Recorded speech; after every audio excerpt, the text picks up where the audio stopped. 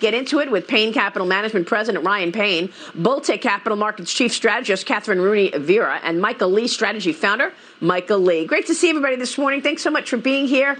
Happy Monday to you. Catherine, kicking it off with funding and tax proposals. Tesla CEO is pushing back. Elon Musk polled his Twitter users over the weekend.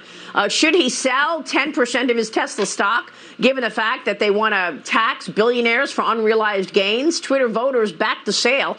58% of them voted in favor of him selling, 42% against the selling. Musk says that he will abide by the result of the poll as Musk faces a $15 billion tax bill on his stock options. Michael, Dagan made a good point earlier. Maybe he should sell regardless of the spending plans, because we are talking about valuations that have gotten up there, and he's got tax bills coming at him. Well, Tesla stock for some time now has never been really tethered to any sort of realistic valuation.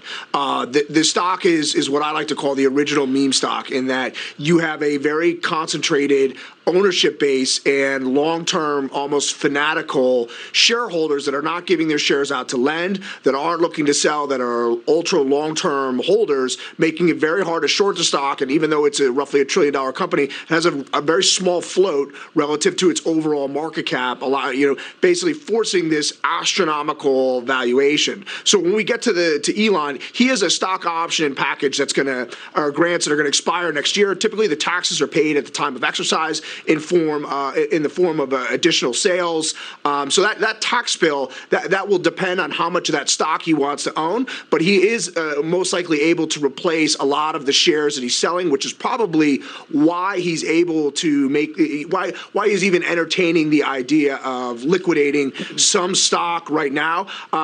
Tesla or Elon Musk, a lot of people have questioned whether or not he basically plays the market for a fool, and he's full of you-know-what. But the fact of the matter is, he puts his money where his mouth is. In terms of his net worth, all his chips are on red. They're in his company stock, so he has bet large on it, and he's become the richest man in the world. I think the only reason that he's selling is because of political pressure, and to say, hey, just like he came out against the World Bank last week, I'll fund all your food if you tell me where all the money's going to go. So I think he's calling everyone's bluff right here. And so, look, if he ends up making this sale, I don't know if it's much of a but it really plays right into the hands of this unrealized capital gains. We'll see where it goes from here, but I don't see a meaningful correction in Tesla for some time.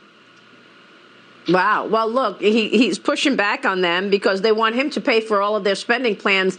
By the way, Cornerstone Macro this morning points out that it is a busy 48 hours for Fed speeches. There's 5 Fed speeches today from Federal Reserve officials and 4 tomorrow. We'll be watching all that. Catherine Rooney Vera, Michael Lee, great to see you this morning. Thank you so much. And Ryan Payne, you're staying with us all morning. We're happy about that. Quick break this morning, and then when we